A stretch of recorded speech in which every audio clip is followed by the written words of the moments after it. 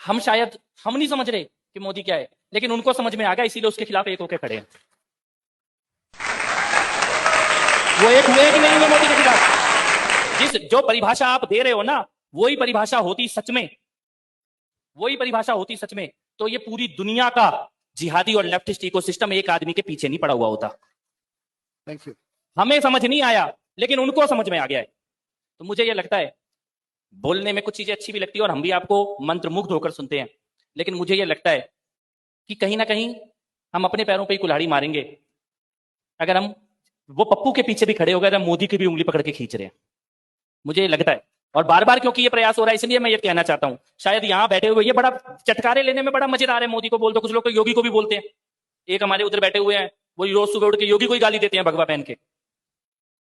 लेकिन आप ये समझो कि हमें शत्रुबोध हो या ना हो, उनको शत्रुबोध है। वो तो कसमें खा रहे हैं कि ये दोनों चले जाएं, उसके बाद तुम्हारे घर में घुसेंगे। खा रहे कि नहीं खा रहे हैं? ओवैसी ने बोला कि नहीं बोला? इनके मुल्ला मौलाना बोल रहे हैं कि नहीं बोल रहे हैं? क्यों बोल रहे हैं?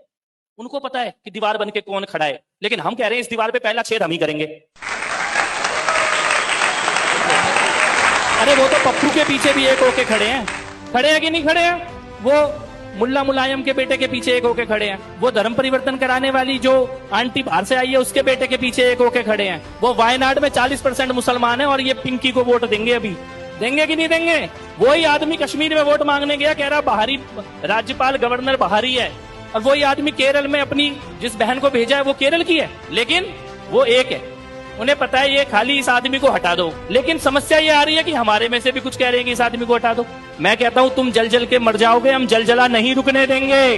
तुम जल जल के मर जाओगे, हम जलजला नहीं रुकने देंगे। वो देश नहीं झुकने देगा, हम उसे नहीं झुकने देंगे।